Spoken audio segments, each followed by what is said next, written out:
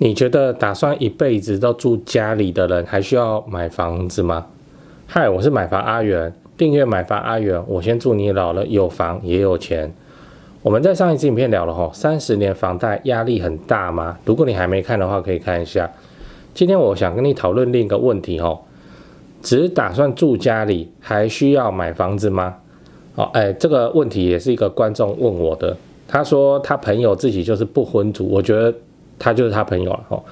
那自己是不婚族，然后打算一辈子就住在家里，那有在做股票投资这样那他问我怎么看我的看法是这样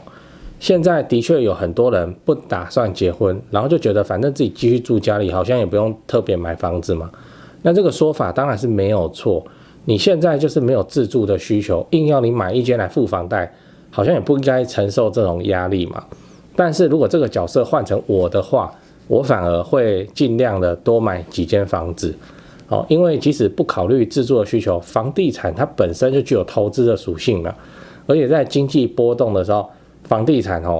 往往最能够作为一种稳定的资产保值工具，然后在经济很好的时候，它又是增值的很快的东西。我们打个比方你一定有听过所谓的股票变币值，对吧？但是你有听过房子的价值归零，然后这是常态吗？就没有啊。所以说买房来做投资真的是比买股票要稳健非常的多。所以你要知道，住家里跟买房子这两件事情是不冲突的如果今天我是住家里的话，那我对投资房地产反而会更加方便啊。你看假设我买一间房子来做投资兼自住自住兼投资，那我会遇到的问题就是5年以后我就是要卖掉，我才能够套现嘛我就一定要搬家。那因为市场中大部分的人在买房子的时候都喜欢看空屋，也就是说我可能要搞到先去租一间房子，先搬过去开始卖手上这间房子，这样我才能卖得比较快，然后又会卡到什么重购退税要在2年之内完成，所以我要在2年之内再买一间然后再搬过去，也就是说我要在2年之内搬2次家。那你有搬过家你就知道这个有多累了，自己搬就很累了，如果惜家带眷还得了。但是如果你今天是住家里那就变得非常简单了，你就先买一间，然后租人放生出租5年之后，你想要套现你就出场，那你想要换大间你就请房客搬走然后你自己进去住，中间你真是什么都不用做，就是买起来放而已所以我会说，住在家里的人买房子才会有更巨大的优势那最后你要知道，买房子并不会跟你的人生冲突。我觉得现在大家真的就是把买房自产投资这件事情污名化了某某明星买了2间房子就说他是炒房帮凶，然后选举到了就开始检视哪个政治人物名下的房子最多你看这个。但我们买房做投资的资金也是靠买一间卖一间跟自己的本业这样慢慢去累积起来的今天一个人住家里拿钱去投资股票，他有赚钱就叫做股神，那我拿钱去投资房地产就变成死投资客，这逻辑就是哪边怪怪的。然后现在乡民还有一个说法是你买了房子以后没有后代继承，也是给兄弟姐妹或是侄子侄女爽而已那就奇怪了，你不想要给别人爽，你到时候可以卖掉或去捐给慈济或是拿去银行申请那个以房养老，自己给他花到死为什么要直接咬死这间房子就是一辈子不能卖？我们今天不是提倡说你一定要买房而是不管你要不要当投资客，现在买房子都是防御人生的好选择。谁叫你在台湾？那台湾现在的金融政策房地产政策，现在的房地产市场就是这样子那你看懂规则，那你有能力有实力有资格上车，你就要上车了很多人一开始买房子的时候也不是打着要当投资客的念头他就是自己要自住，然后就认认真真挑他想要住的房子，他就挑了。好，那你就想你日后要卖房子的时候，人家自住的看了当然也喜欢为什么？因为你功课都帮他做过了，对不对？然后资产膨胀，这就是很多本来是自住为什么卖房子可以赚到很多钱的核心原因，就是这样。你就好好挑，你就好好去自住，OK 的，市场会给你相当的报酬那你是资产的膨胀起来，那你之后就可以小换大旧换新一间一间就买起来了真的就是这样我自己就是这样。讲完了我们整理一下，今天我们聊了只打算住家里的话，还需要买房子吗？一个观众跑来问我，他说他朋友自己是不婚族，然后打算一辈子就住在家里，然后有在做股票投资来赚钱赚生活费这样，问我怎么看？我的看法是说，即使你没有要自住需求，房地产它本身就是一个非常稳健的投资工具啊，不然你去炒股票，你去炒期货，你去炒虚拟货币，你看谁的心脏比较大颗？那而且你住家里跟买房子并不冲突嘛，你还可以省掉到处搬家的工，那你更应该拿来当投资工具、资产工具。我最后也破解了最常听到的乡民说法，就是说，如果你没有子嗣后代，那你买房子会爽到亲戚。这个你明明买了5年以后，你就可以卖掉，或是当你老了，你就拿到银行申请以房养老。你不要听人家乱讲反正你就是你自己的房子你就自己一个人，那你就以房养老，这有什么问题嘛？这怎么会有什么爽到别人的问题？所以真的不要在那边听乡民乱讲。最后我要问你，你身边有住家里，然后他就坚决不买房子的人吗？欢迎底下留言跟大家分享讲八卦，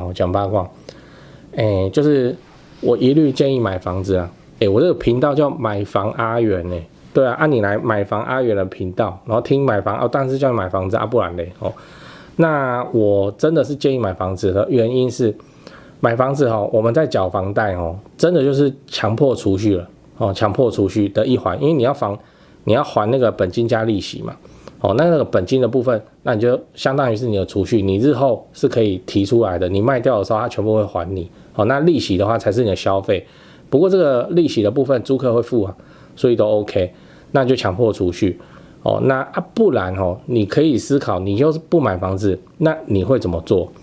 我跟你说，就是很大程度就是很大部分就是碌碌无为啦你今天不去买房子，不去强迫自己去做储蓄，你会更没有钱因为人性就是这样嘛。现在吃的喝的玩的这么多iPhone 就一直出新的然后那个特斯拉然后越看越喜欢那个出国玩你一看 IG 大家都在打卡出国玩，那你要出国，所以你花钱起来的那个速度就会很惊人你不买房子，这些钱也是乱花掉而已。好，那就是看你的价值观。如果你认为说人生难得一场在世，我干嘛要这边被房子绑住？我就是要去享受人生我就要去丰富自己的生命体那真的很 OK 其实某种程度我是羡慕这种人的就人家过得比我爽很多那我在那边缴房贷，对是，那只是我们着眼点不一样。我就看我老的时候，我希望我自己有房也有钱嘛就是这样。那如果我不买房子的话，我跟你保证，我一定把钱乱花掉真的，我太了解自己了我自己就是很容易会乱花钱这种人。但是现在我要缴房贷不然的话，一堆公仔那一堆童年的玩具，我以前怕得要死现在都随便买我也没买，为什么我要缴房贷真的是这样。所以如果我就那种人嘛，如果不买房子存房贷强迫储蓄的话，我就是乱花钱那乱花钱过了10年20年，对啦，我的人生体验是很丰富，不过到时候我老了没房也没钱，我就很惨嘛。那我图的就是我老了以后有房又有钱，所以我选择这条路，这只是我的选择而已。如果你的价值观是丰富人生体验钱该花就花，反正家里有房子可以住，那恭喜你你都没有这个房贷压力，有什么不好？对，那如果你就犹疑不定的话，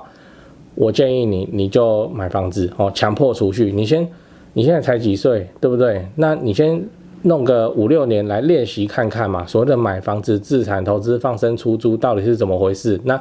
你去转转看这条路你喜不喜欢？就用6年，人生中的6年，你去体验看看，这也是一种人生体验，有什么问题？那还有一个红利是，我认为是这样，就是你既然不用考虑第一间自己自住房子，你已经很幸运的那你有钱，你有一点实力你可以去买来自产的话，你就去买。为什么？练习当房东练习当房东。当房东这件事情是需要练习的。虽然我们大家一讲到房东这2个字脑海中的形象就是那个肥仔然后很废，然后什么都不会这样那其实房东你要把它做好也是有相当的技术那个租客带看怎么样把租金租高，怎么样去服务你的租客半夜的时候什么热水器坏掉你要怎么办？你练习看看嘛。当房东不是大家心里面的终极职业吗？那你有机会可以练习，你不练习，对不对？难道等你七老八十的时候你才要来练习，然后包租代管？也是一条路，但是练习当房东这件事情没有什么不好哦。你已经很幸运了，你不用烦恼自己首购自住房的问题哦。那有机会买房子，防御自己的人生哦，然后以后有房又有钱，你为什么不干？对不对？好啦，这就是我的想法，跟你分享。台湾人有多爱买房子，我想不需要我来说明了哦。最后我分享一下我的一些心得给你了，因为太多人私讯问了，那干脆拍成影片。先说结论哦，买房置产是为了老了有房也有钱，不是为了短期炒作哦。现在短期炒作赚不到什么钱哦，你不要搞错了。那置产就是来配合政府的社会住宅政策，你就做个好房东，一直出租合法报税。我的心得哦，第一个。不要爱上你要用来置产的房子，你是要置产不是要买来当传家宝的只要整洁干净、好出租，整理到出租给人家问心无愧，这样就可以了。重点是好出租不是你喜欢好出租的房子比自己喜欢要重要太多了。第二点，不要用自住的眼光来挑选你要出租的房子就。你是要出租你不是要自己住所以什么高楼层啊、有景观啊，其实这种条件是很好，但它没办法让你的租金多收1万块、2万块租金租的是行情跟你房子的总价没什么关系那3房平车就是3房平车的租金行情，2房没车位就是2房没车位的租金行情，所以你打定主意你是要自产。那你更好的选择是你看中一个社区，那个社区里面的什么低楼层啊、面中庭啊。这种房子，因为同个社区高楼层同样的房型你跟它租金差不到3000块，可是你买的总价可以便宜个100万以上那投报自然会高人家很多嘛。自产就是选这个才比较合理。等一下，你是不是想要反驳我？好，那你就去挑挑高楼层有景观，那总价比人家买超过贵100万。然后跟低楼层面中庭的包租公收其实差不多的租金都可以你爽就好。第三点，非常具有潜力的房子往往都很反直觉可是那个才是好东西。也就是说，好的置产物件就中古电梯大楼那个室内又脏又乱，漏水壁癌直接起来。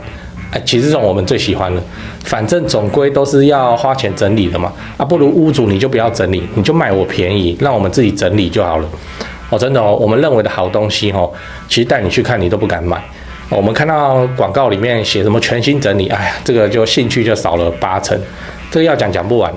总之就是说，置产物件它其实都是反直觉的，它的卖相都不好就是因为它卖相不好，因为它烂，所以它总价才低，它总价低，投报才高那新手很容易不小心去买到那种贵松松的漂亮房子，变成说。它有涨没错啦，可是它涨的空间也不大那老鸟大概都买好地段没整理的烂房子，什么屋龄20几年然后漏水又壁癌就 OK 这个没办法训练这是心魔你只能够自己真枪实弹去练习几次你就会懂了，就跟我当初一样那像我们现在看到屋况不够烂，我会觉得很可惜你要自产，你就是要总价低嘛。同一个社区里面总价低的房子往往都是那没整理条件不好什么低楼层、面中庭那自住客门一打开，看乱糟糟的，他摇摇头不喜欢。可是自产客杀价就买下来，再花几十万整理到 IKEA 风该换的都换，都整理到问心无愧，然后长期出租，其实它投报率更好这个就是我说适合自产的房子它乍看之下它都很反直觉。以上我的赖最常被问就这3点所以就第一个，不要爱上你是要用来自产的房子；第二个，不要用自住的眼光来挑房子第三个，适合自产的房子它都很反直觉最后我看好高雄你看我影片那么久你也知道高雄超棒，高雄不止台积电，未来的影片我也会陆陆续续介绍各项重大建设。自产高雄就找台湾房屋美术之星店，因为我跟店长配合超久了那非常的尽心负责。那他们也有长期合作的装潢、整理、出租反正自产高雄，我就推荐台湾房屋美术之星店。现在就加他们的 LINE 买房阿元观众专用 LINE 小老鼠 go go go go go 小老鼠5个 go请助理立刻丢几个适合自产的房子给你看。记得炒房不好，不要炒房，长期自产出租，配合政府的社会住宅政策，做个好房东。因为买房阿元，自产高雄，我先祝你老了有房也有钱。